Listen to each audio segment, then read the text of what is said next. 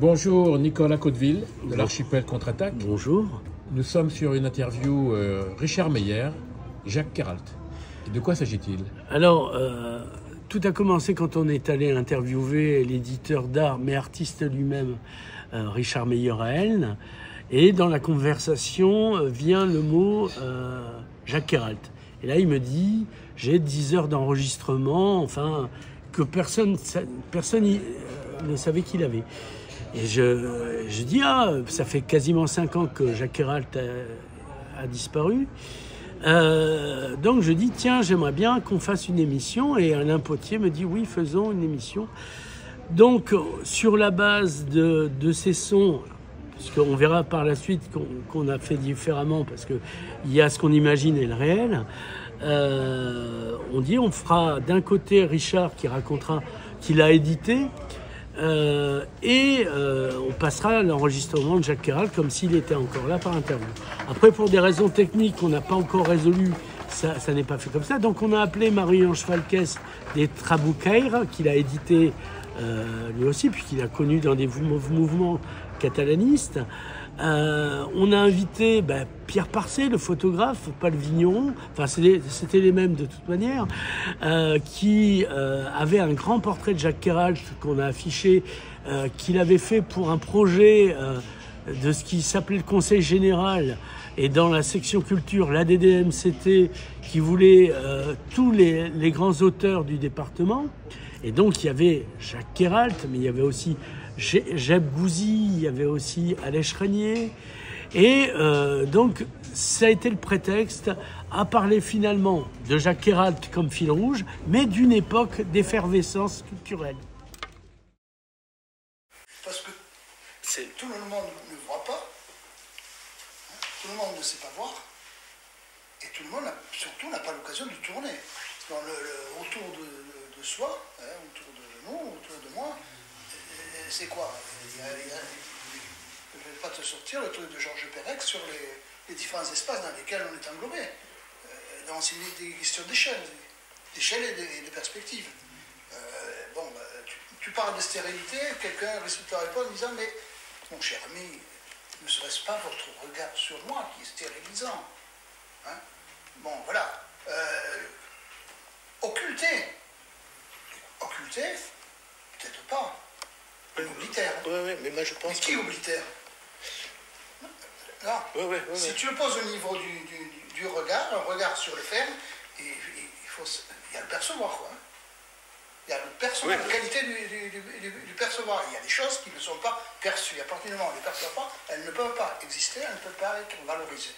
Elles ne peuvent pas être exportées ailleurs. Ou ne peuvent pas être percutées par quelque chose qui vient de l'extérieur, puisque ça n'est pas aperçu. C'est de l'ordre de l'inexistant. C'est de l'ordre de ton silence, quoi. Et le silence, il est, la plupart du temps, funéraire. Il ne soutenait absolument pas, à l'époque, les militants catalans que nous étions. Toi, tu étais déjà catalaniste. J'étais catalane Oui. depuis les années 70. Donc, à ce moment-là, j'ai connu Jacques, qui écrivait évidemment dans l'Indépendant des articles qui ne soutenaient pas forcément la cause de la façon dont nous la soutenions. Alors, rappelons que tu as créé les éditions Trabucaire. Bravo. Bien. Non, Bravo. parce que ah non, c'est bien. c'est la faute quand je suis de ce côté de la frontière, je prononce à la française. Et je suis morigéné par mon ami Jean L'Héritier à chaque fois, notamment pour mon ami Plans, que j'appelle quasiment Plates, mais ceci est une autre histoire. Donc, il y a eu. Alors, comment la rencontre a dû être électrique, parce qu'il pouvait être agaçant, il le faisait exprès, ça le divertissait. Je pense que, voilà, vu de l'extérieur, il pouvait être agaçant, mais finalement, j'ai toujours eu avec lui finalement des conversations constructives. Parce que même quand il était agaçant, quand tu le quittais, tu réfléchissais à ce qu'il a dit, et tu te disais, oui, peut-être que. Il avait l'art de la surprise, hein. Il aimait bien... Il avait l'art de la surprise, il avait l'art des formules. Oui. Il savait lancer comme ça des petites phrases Et des fois, il qui prenait sur le ce moment petit te faisaient ton. peut-être un peu sourire Oui. ou t'agacer. Mais comme je viens de le dire, quand tu rentrais à la maison, tu te disais, ben, il n'a pas forcément tort, on pourrait peut-être faire quelque chose. Voilà. Alors, premier livre chez Trabucaires, donc, Alors, le premier livre chez Traboucaille, on montrera à l'image. je crois que oui, c'est celui-là. Oui, c'est le bouquet vivésien, le Ramayat Vivésia. Ouais. Alors, Non, c'est pas de, de 92, celui-là, attends, j'espère. c'est de la poésie. Je n'osais c'est- pas bouger parce que Oui. 92, je m'excuse. Non, mais il y a les autres qui sourient pendant ce temps-là, Bon. qui occupent l'espace. Alors ça va, s'ils occupent l'espace, c'est bien. Alors celui-là, j'espère, quand c'est qu'on l'a publié? Plus tard, finalement. 94, oui. Ouais, Donc les même premiers ont pareil. été le Ramayat Videsia et le Sachston. Voilà, les deux ont été finalement, quand on a monté les éditions, Donc, il a été là. Il a été là parce qu'on faisait partie finalement d'un groupe de gens avec Massé, Estève, Caruana, enfin bon bref. Il y avait même Francesca Caruana. Puis il y avait donc le fils de Claude Massé, il y avait, bon, voilà, il y avait tous ces jeunes, il y avait le Paillarès, voilà, il y avait tous ces... Pour moi, c'était un Voilà. couteau Paillarès, mais le vôtre, il était quoi? Il était peintre, il existe toujours, c'est un artiste qui habite, je crois qu'il habite à Passau ou quelque chose comme ça. D'accord. Bon, enfin bref. Et son épouse était également peintre, elle signait Bibi. Je ne sais pas, vous avez connu Bibi? Non. Non, vous n'avez pas connu Non. Bibi. Bon. Moi, je connaissais Bibi, mais ça n'a rien à non, voir. pas Elle le était même. moi, elle Voilà. chantait, enfin, bon, bref. Voilà. Donc, où j'en étais? Ben oui, donc il y avait ce Alors, groupe quelle de année gens. 1985. Voilà. Voilà. Et de suite, eh ben, on a été dans ce groupe de gens dont il faisait Et partie. t'as pas cité Robert Avril, il n'y était pas déjà? Ah ben j'ai pas cité parce que tu ne me l'as pas demandé, tu m'as demandé en quelle année ont été fondées Oui, les non, mais t'as éditions, cité tu m'as tout. pas demandé par qui. Oui, non, mais, Ouais. par vous deux, a priori. Ben, a priori par nous deux, donc. C'est simple. Non, parce que... Donc, très bien. Alors, c'était quoi la nécessité d'avoir- Je ne sais absolument plus ce que tu m'as demandé. Non, mais là, je reprends. Claire. C'était quoi la nécessité d'avoir une maison d'édition? Ben, parce qu'il y avait de la création. Il y avait de la création en langue catalane dans les années 80-85.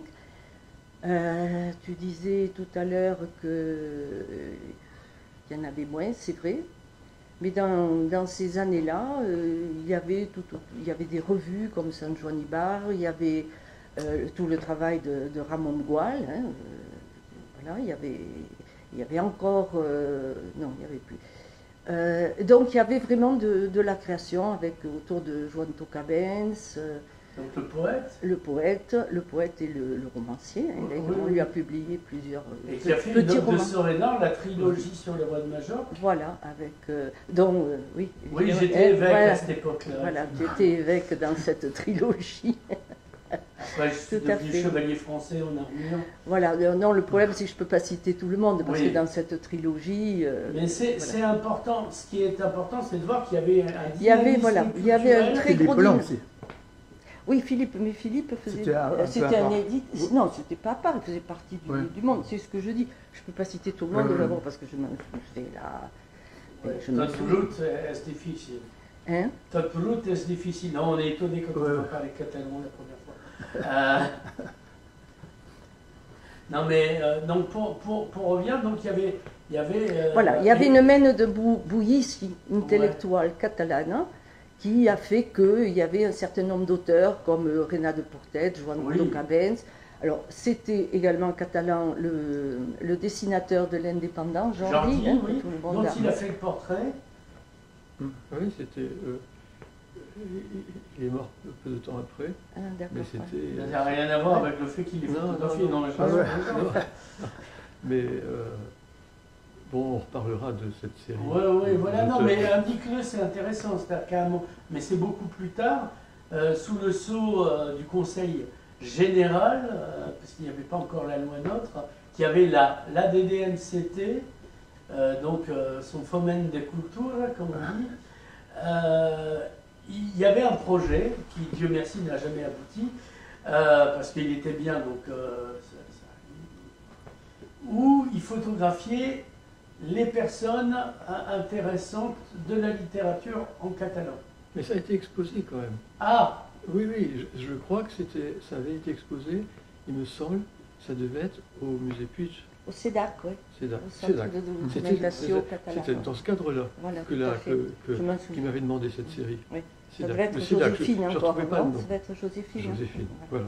voilà. Et là, Matamoros, donc. ouais. Et là, c'était tous ces auteurs-là. Voilà, il y avait énormément Jeb de gens. Gouzi, Il y avait Voilà. Jeb Gouzi, Et oui, il y avait tous ces- Jeb Gouzi, bon, il y avait, puis Joël il y avait les Louis jeunes, Baptiste, il y avait il est les pas jeunes qui mort. montaient, Jacquet, Oui, enfin, tous Ouais. ces gens-là, Roger Estève, bon. Raman Salah, des gens. Oui, Euh, Ramon. Et c'est puis pas- Eliane, comme là. Enfin, tous les Et voilà, Michael Weiss, il y avait vraiment un environnement culturel. Est-ce que c'est le moment historique des années 70 en Europe ou en Occident qui a généré,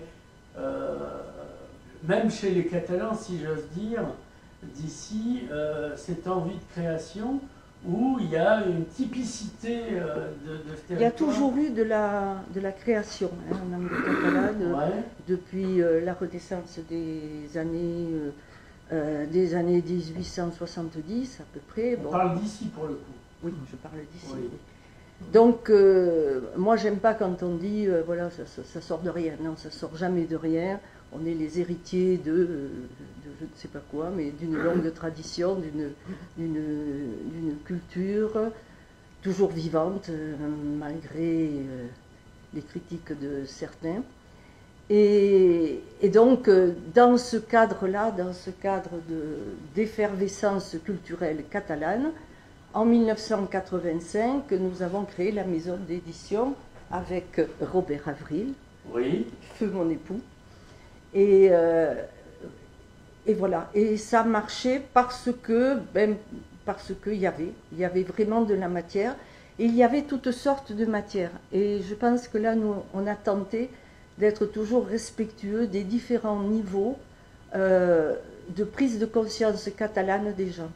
Il y a des gens qui préféraient la sardane, d'autres la cuisine, d'autres la littérature, d'autres la musique, d'autres la peinture, voilà.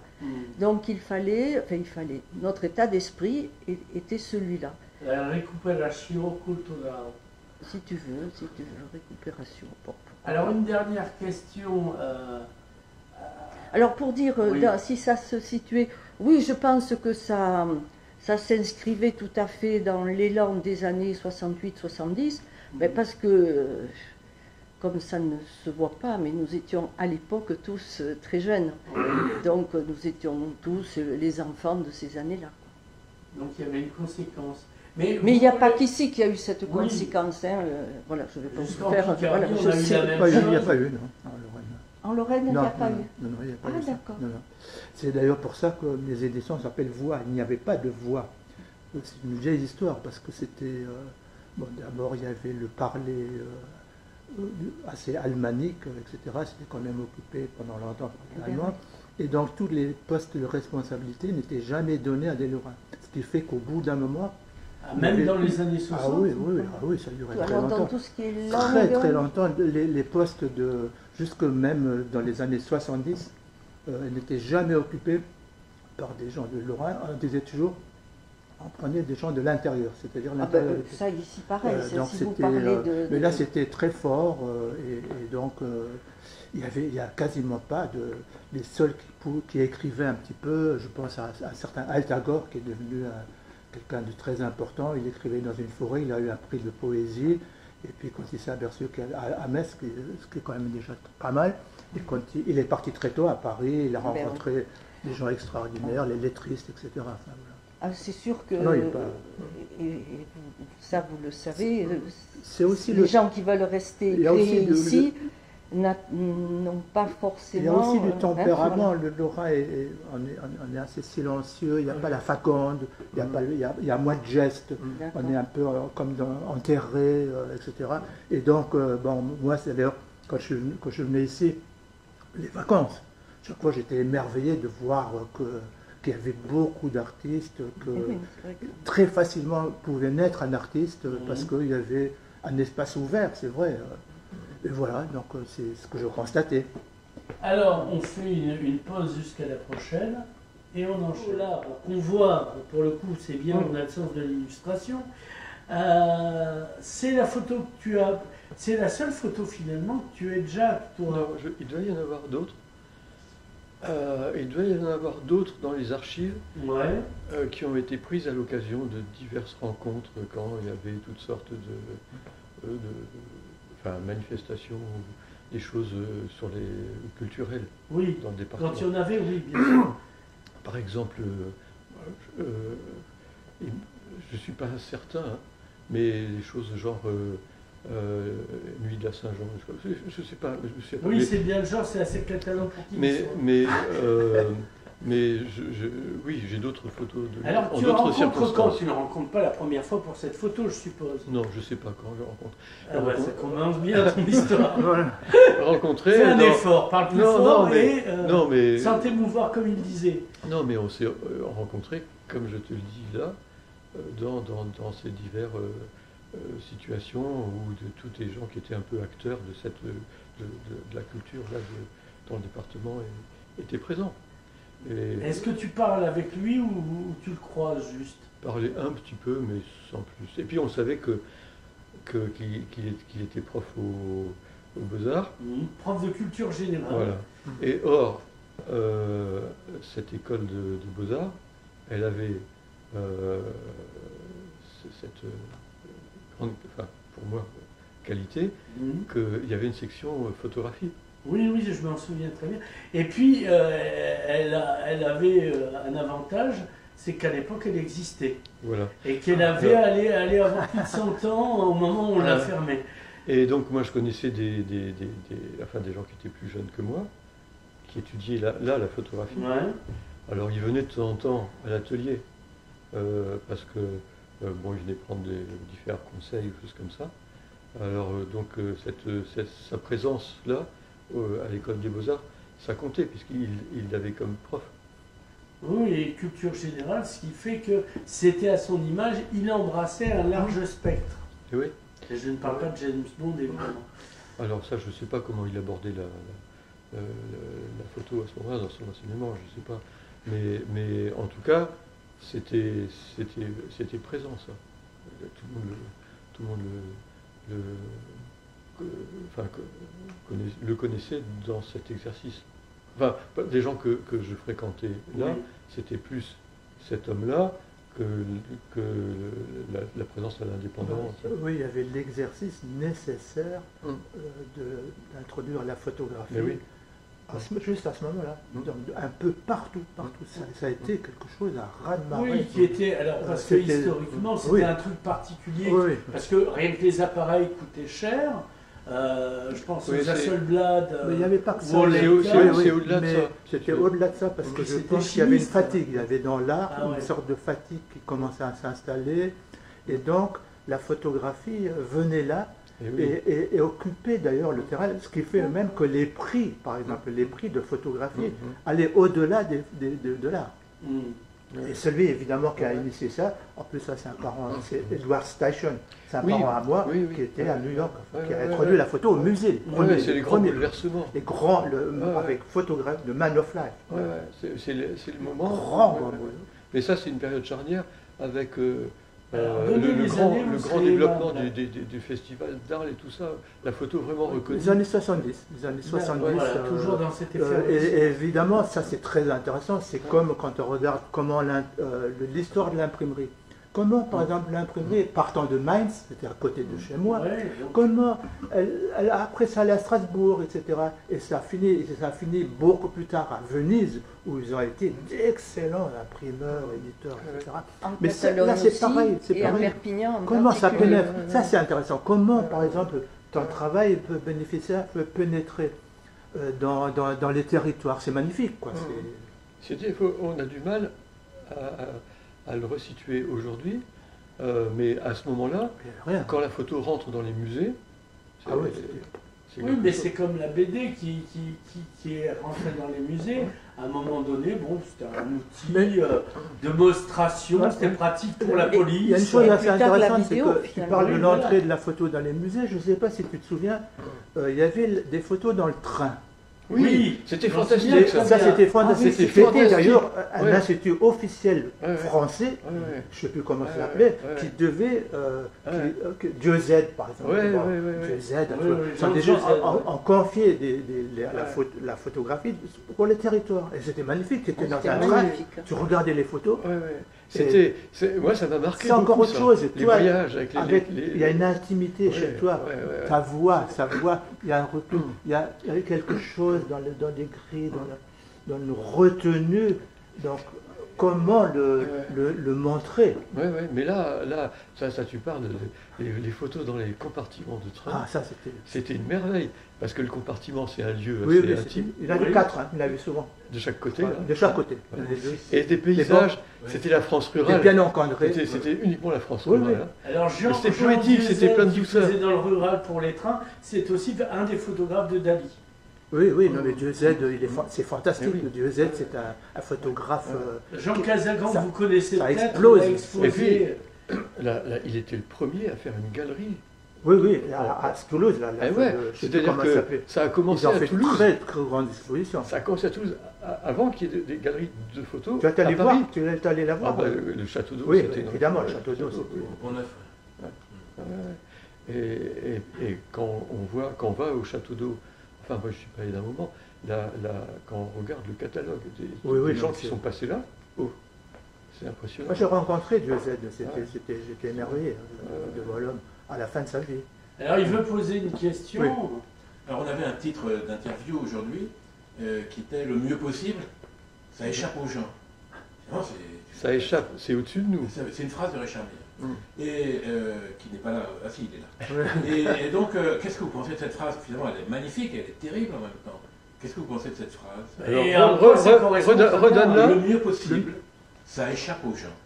Alors, ça échappe. Ça échappe. Ce qui est problématique. Oui, ça t'échappe Non, apparemment. non, non, non. Ça échappe, c'est-à-dire, il y a deux Dimension. dimensions. Oui. Moi, je pense que ça nous échappe à tous, Ah, la Parce que perfection. parce que Sauvage, c'est il est- au-dessus de nous. Et voilà, il l'a placé, Dieu. Il l'a placé. Je suis désolé, mais à partir du moment où tu travailles une discipline artistique, tu dois être guidé Chez par. toi, c'est encore plus complexe parce que le mieux possible, il est en toi. Moi, dans tes photos, il y a quelque chose, beaucoup de toi, de. Ça, c'est un et beau compliment. Oui, non, mais qui. Tu pourrais qui faire est- carrière dans la qui photo, est- c'est ce qu'il est en train de te dire. Non, mais qui est, comment dire, qui ne crie pas, C'est oui, enfin, oui, qui ne crie pas, mais qui est une grande vérité. Il y a beaucoup de grandes vérités, un regard comme ça sur les choses. Donc, ce qui fait que quand on les regarde, c'est comme un nuage. Pour moi, tes photos sont des sortes de nuages. Il y a quelque chose que tu as mis en place, qui se fabrique, qui est là, et qu'on n'arrive pas toujours à cerner. C'est parce que il n'y a pas d'effet d'annonce. Il y a toi. Et alors, on a passé quelques jours. J'ai un ami d'enfance avec qui j'ai commencé à photographier. Alors, on était sur les bancs d'école. Hervé Tardy. Et Hervé Tardy, il avait fait une grosse maison d'édition, il s'est arrêté. Mais alors lui, il avait créé un service d'édition à Gamma, puis il travaillé à Magnum, tout ce monde de la presse, donc il était venu là. Et on a beaucoup parlé de ce langage photographique là, la semaine passée. On a passé quelques jours à la maison. Et tout à l'heure, vous l'avez abordé la question là, par rapport à ce que Jacques Carrel cherchait à faire un peu le lien entre les œuvres produites et les personnes qui se cachaient derrière. Et à Hervé, j'ai beaucoup abordé la question. Pour mieux faire oublier qui se cachait derrière lui. Alors, si tu veux, ce qui est dans le langage photographique, il me semble particulièrement, le lien, la cohérence doit vraiment exister. Pourquoi? Parce que la photographie, c'est une évocation du réel. Oui.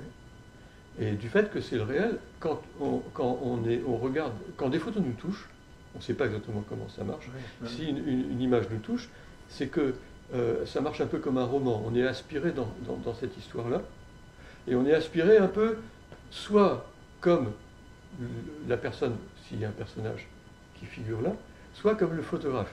On pourrait être les deux. Mais c'est comme un roman, ça nous emmène dans cette histoire-là. Et là, comme quand on lit une photo, on lit le réel. Et de ce fait, là, c'est pour ça, je pense, qu'à un moment donné, quand des images nous touchent, on veut connaître la personne qui se cache derrière. Je pense. Et il doit y avoir un lien. Et si tu vois que quelque chose là ne marche pas, parce que à ce moment on dit non. Par exemple, on a parlé avec Hervé, un photographe qui a fait peu de photos, parce qu'il a arrêté assez jeune. C'est Cartier-Bresson qui l'avait repéré. Et il est argentin, je crois. Sergio Larraín. Il est bon. Je me trompe s'il est chilien ou argentin. Je crois qu'il est argentin. Et il a fait très peu de photos. Il y a une image de lui, 2 petits enfants de dos à Valparaiso, là. Un truc, une photo. Donc c'est au Chili. Oui, mais il voyageait. Donc Ah. mais je pense qu'il est. Je dis des bêtises, je pense qu'il est chilien. Et cette photo-là, elle est tellement. Comment dire ça? Enfin, c'est très doux, c'est paisible. Et quand on voit cette photo, on a besoin de connaître sa vie à lui. Et sa vie, elle est tout à fait en lien avec cette photo. Il n'a pas connu le coup d'État. Ah non, mais lui, Le 11 septembre. il est mort il y a longtemps. Le 11 septembre, Ouais. pas le 11 septembre, enfin, tu vois ce que je veux dire, Marion. Ouais. Pour le mieux possible, ça échappe toujours aux gens. Alors, non, ça nous échappe forcément puisque c'est au-dessus de nous. Oui, bon, lui, il a considéré que... On tend vers. Mais euh, on n'a pas le droit de dire, il ne faut pas dire ça échappe parce que certains comment dire ça, on doit, moi je voudrais pas que ce soit lu comme quelque chose d'une façon ou d'une autre élitiste. Ça ne faudrait pas comme ça. Non, c'est parce que ça nous échappe. Alors après, soit on essaye, donc on a le but, c'est le travail des éditeurs. Je crois que les choses échappent temporairement. De toute façon, même les choses qui nous échappent à un moment donné, c'est ça, ce qui est beau dans la culture, c'est qu'il y a une sorte d'imprégnation, les choses sont mises sur le territoire, comme une éponge, et on a le temps, on a le temps. Oui. Et tout d'un coup, ceux à qui ça a échappé, Oui. tout d'un coup, ils mordent en même temps, ils regardent, et ça leur amène quelque chose. Évidemment, il y a tout un travail, Et c'est pour ça qu'avec vous trois, le mieux possible, avec Jacques Quéralt, ça ne nous échappe pas.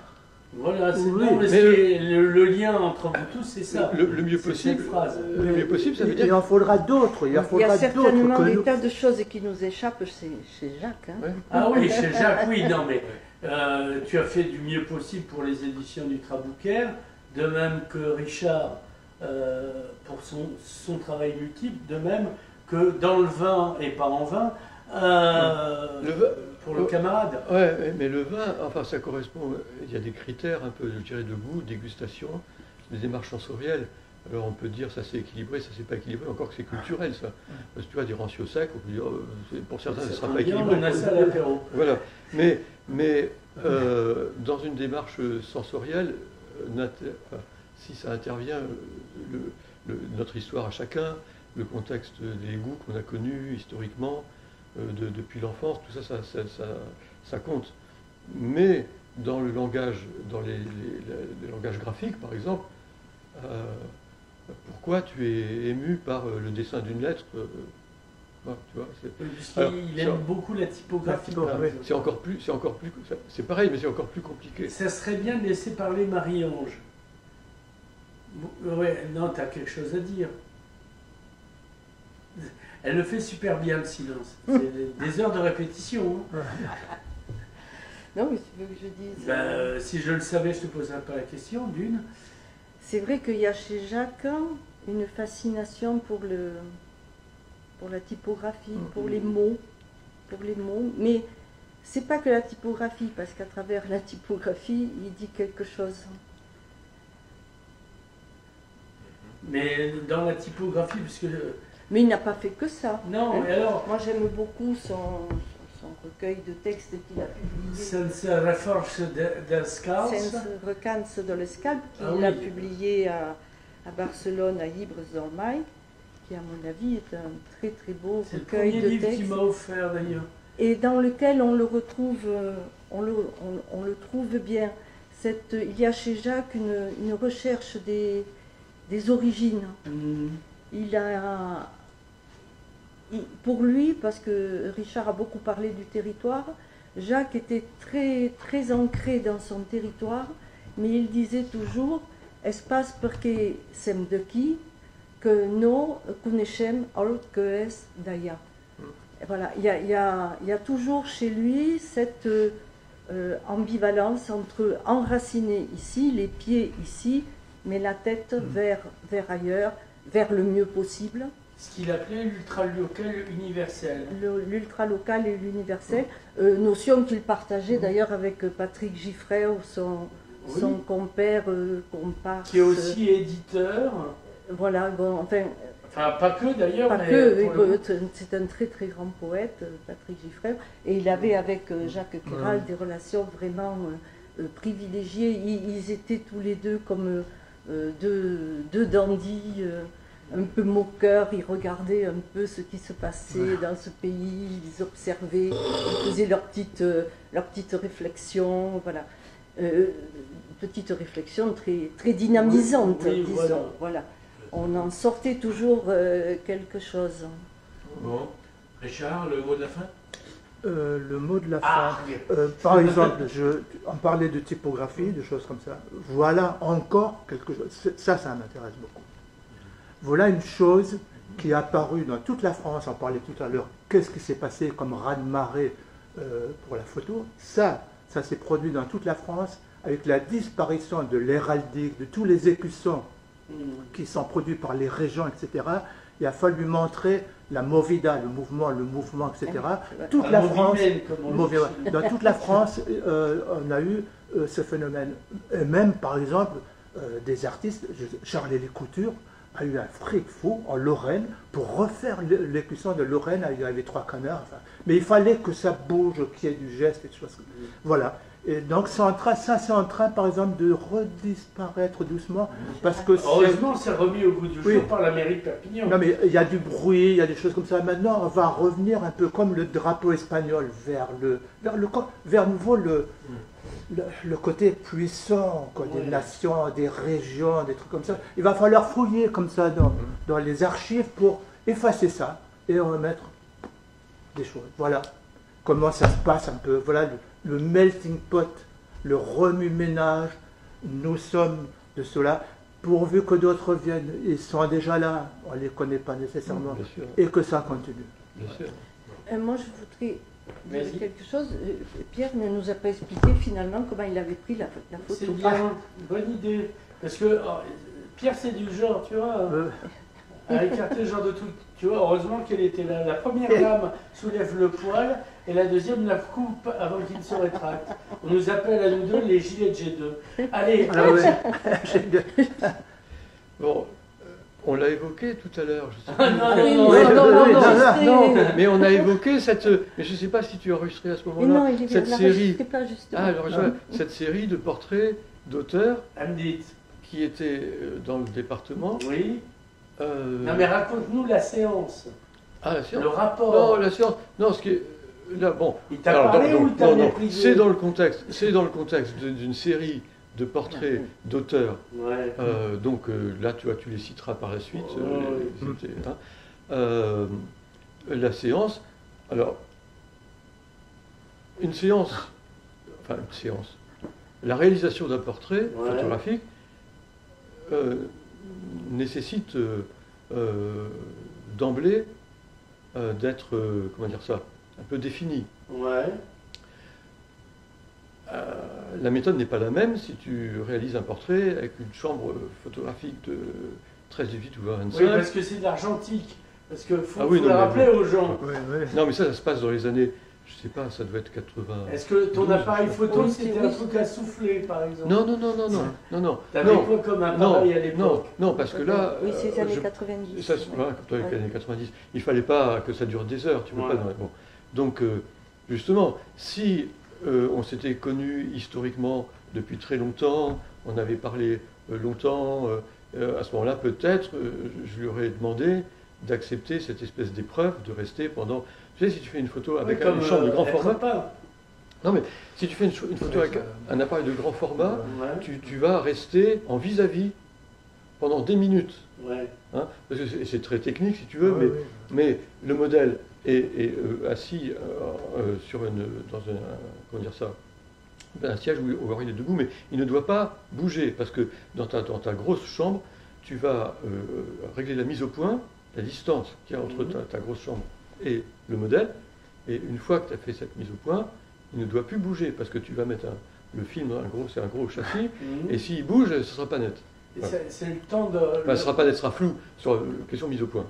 Et après... Et le temps de cuisson pour les premiers... Alors, non, le temps de cuisson, c'est pas... Bon, on dépose un peu lente, ça peut être un quart de seconde par là, mais surtout, c'est que la personne, elle doit rester à même distance, et t'en fais peu. Et donc, chaque photo que je dirais, on va quand même dire instantanée, même si c'est un quart de seconde, un quart huitième de seconde, nécessite beaucoup de concentration. Et donc, tu vas rester en vis-à-vis comme ça. C'est dense, hein, parce que la personne, elle fixe l'objectif, elle sait que toi, tu la regardes, et tu vas déclencher à un moment donné. Il y a une espèce d'intensité due à cette épreuve du temps. Bon, ça, c'est photo en grand format. Ça, c'est des portraits faits en petit format, assez spontanés, bien que ce soit à l'atelier là que j'avais. Mais ça, c'était assez spontané, c'est-à-dire que j'ai pas fait beaucoup de photos, mais assez rapidement, quoi. Si tu veux. Vous avez bien saisi le regard. Oui. Et j'en ai une autre de lui où il a cette espèce de sourire malicieux. Oui, mais là, bon, j'ai choisi celle-là. J'aurais dû choisir l'autre. Il a un sourire très très particulier. Très très particulier. Avec un petit peu de malice, quoi, qui est très amusant. Oh, plus dans le sourire, mais beaucoup plus à Oui, dans les yeux. Mais pourquoi? Je sais pas, peut-être que le geste me plaisait bien. Non, parce qu'on est une période où on ne rit pas, alors il fallait Non, il y a des gens qui refusent comme ça que des gens sourient sur des photos, c'est pas mon genre. Ah oui, notamment sur les photos officielles où interdit de sourire. Ouais, non, mais là, c'est parce que la composition me plaisait bien, celle-là. Voilà. Bon, ben, monsieur, dame, on vous remercie d'être bienvenus. Ah, je vais nous chercher le... Voilà, c'est le temps du Randskiralt. Quand et pour quelle raison? Pour quelle raison je le rencontre venant ici en vacances, ma femme étant d'ici, donc on venait au moins 3 fois de l'année, voire 4 fois, on faisait le trajet en voiture, et donc nécessairement, à travers d'ailleurs je pense Balat, avec Michel Balat on a connu Jacques Héral. Ce qui a donné d'ailleurs, puisque des entretiens, les fameux entretiens, où pendant pratiquement un an, tous les dimanches matins, on a enregistré nos conversations. Et là, évidemment, avec ces conversations, voyant un petit peu de loin le climat qui existait ici, je l'ai beaucoup titillé sur ici et l'ailleurs. Et donc, avec cette question, l'ici et l'ailleurs, j'essayais surtout de voir, de provoquer chez lui un petit peu de colère, chaque fois disant, mais ce qui est fait ailleurs, est-ce que ça a une validité ici? Est-ce qu'on le pratique? Est-ce que ça joue sur les autres? Et donc, nécessairement, Jacques était vraiment Jacques magnifique dans cet exercice. Et là, il y a quelques fulgurances. Et ce qui m'a beaucoup plu, c'est un peu pervers, c'est qu'il y ait parmi nous un psychanalyste. Donc on était, Michel Balat, on était 3. Ça me plaisait beaucoup parce que il essayait d'extraire des choses de nous et quelquefois il y a eu beaucoup de bruit. Donc les bandes, elles montrent un petit peu ce qu'était ce chahut, ces parties de joutes oratoires, ces prises de position. Et puis évidemment, ce qui était assez intéressant chez Jacques, c'est qu'il aimait bien tourner les choses, retourner comme si c'était quelque chose de négatif, pour voir si on acceptait ça, parce qu'il aimait bien aller dans des territoires un peu sombres, donc ça me plaisait beaucoup, quoi. C'est parce que c'est dans l'obscurité qu'on voit la lumière. si petite fut-elle. Oui, oui, il y avait de ça. Alors, évidemment, après, il y a eu, avec Jacques, le compère, ça a été déterminant, avec Claude Massé. On a fait des choses à travers ça. Artiste aussi. Fils avec de Ludovic, voilà, et donc écrivain, et lui, plasticien. Entre autres, par exemple, Ludovic, j'ai fait le dernier livre, Ludovic vivant encore, autour d'une tauromachie, avec d'ailleurs d'extraordinaires dessins. C'est la première fois que Viala m'a montré des dessins de tauromachie. Jusqu'à là, il avait complètement occulté cet aspect-là de sa production, parce qu'il collectionnait aussi des BD, enfin des petits trucs américains. Et donc, il n'avait jamais montré. Donc, c'est la première fois qu'il livrait des dessins de tauromachie. Et il m'avait d'ailleurs envoyé une lettre qui sont très beaux. Il m'a dit, c'est un peu les dessins de Picasso. D'ailleurs, ils sont très beaux. Enfin, c'est épuré, c'est... Voilà. Donc, comme le fameux taureau. Oui, donc voilà. Donc, la rencontre avec Jacques. Et après, on s'est beaucoup vu. Et puis, évidemment, je suivais beaucoup. Il y avait des blogs, des choses comme ça. J'essaie de voir si on ne peut pas récupérer ces blogs-là, parce que...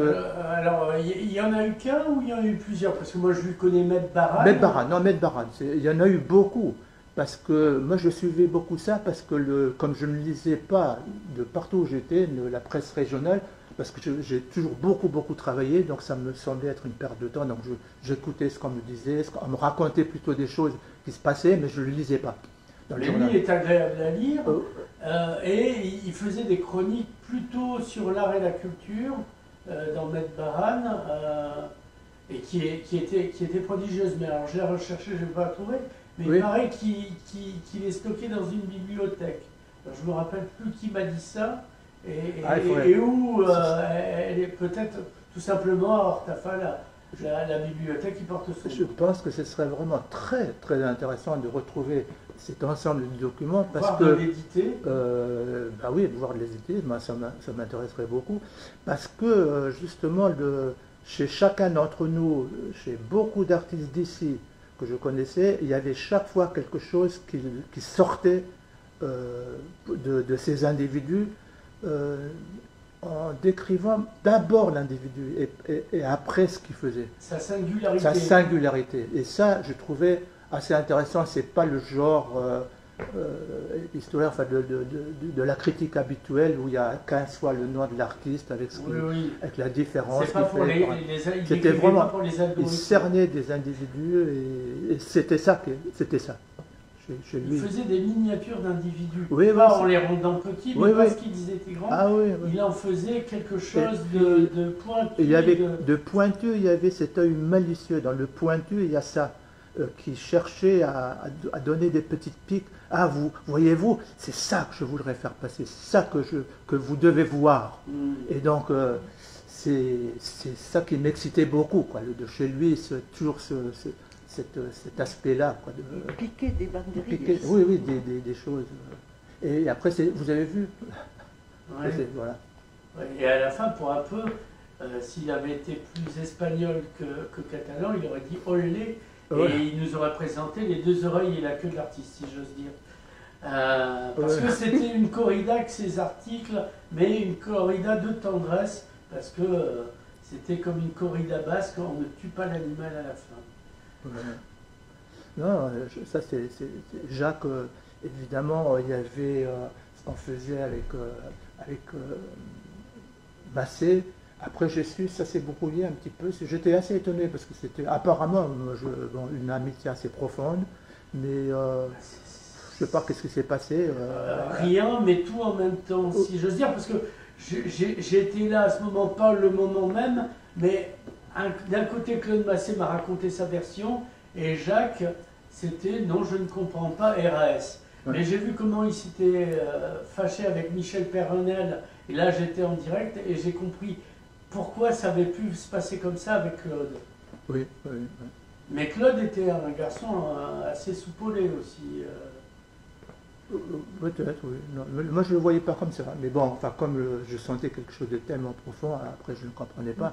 Mais bon, évidemment, Jacques, il y avait aussi ses écrits dans les enregistrements. Ouais. Je l'ai questionné sur ces écrits.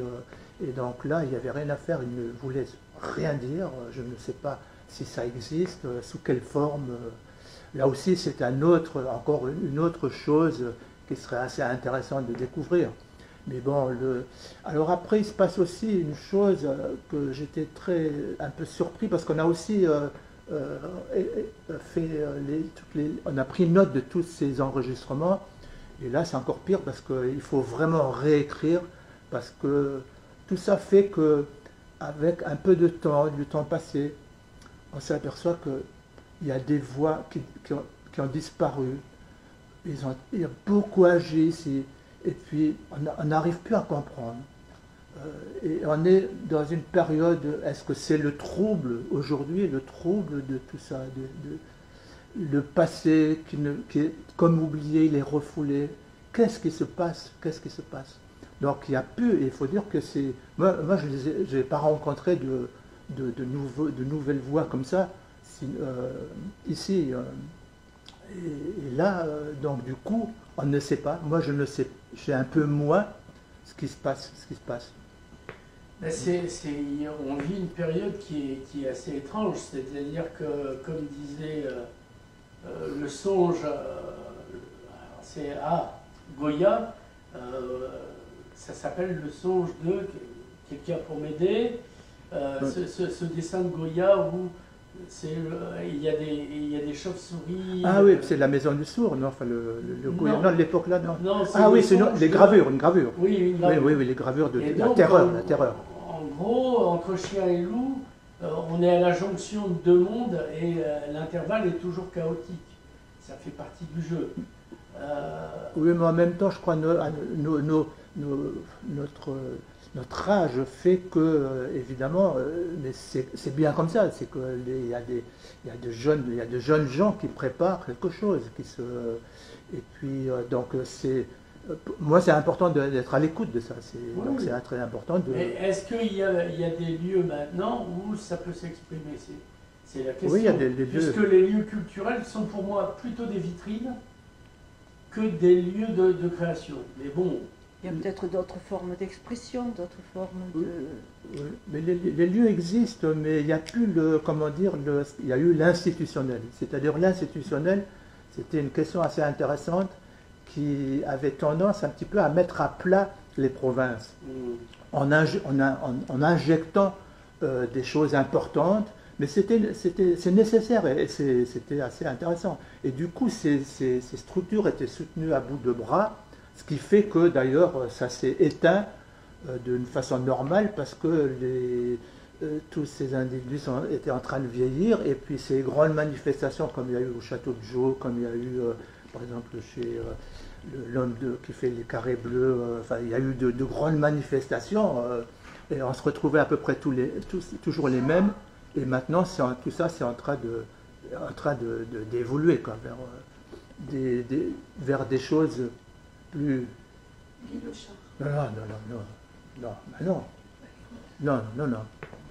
Non, mais c'est en train d'évoluer vers des choses un peu plus, entre parenthèses, plus modestes. Les artistes s'essayent, enfin des expositions partout dans le territoire. Enfin, on les suit, on est quelques-uns à les suivre.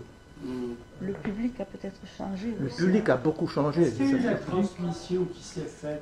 Enfin, moi, l'art m'a intéressé parce que mon père peignait, mon arrière-grand-père peignait, et pour moi, l'art et la culture étaient une évidence.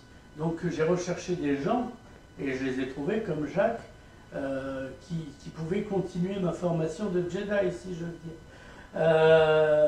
Mais quand on est dans un endroit où ça n'existe pas, on ne va pas chercher ce qu'on ignore. Non, la transmission s'est faite. Alors, ce qu'il y a de particulier ici, il y a le rapport à la jouissance.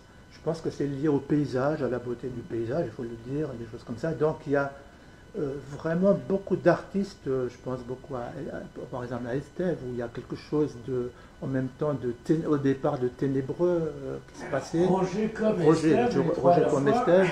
Et puis bon, maintenant il y a beaucoup de choses autour de vieux abstraits comme ça, mais qui en font un travail très beau.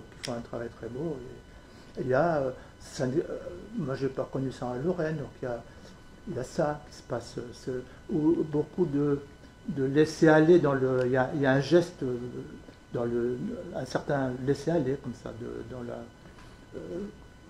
qui est intéressant. Oui, qui est transformé par le festival. Il y a trois trucs qui tiennent en vitrine le département. En premier, un vieux truc qu'on appelle le rubis. En deuxième, un truc plus restant, pas les estivales, que dis-je, les déferlantes. Et en tertio, le Festival mondial de la saucisse catalane.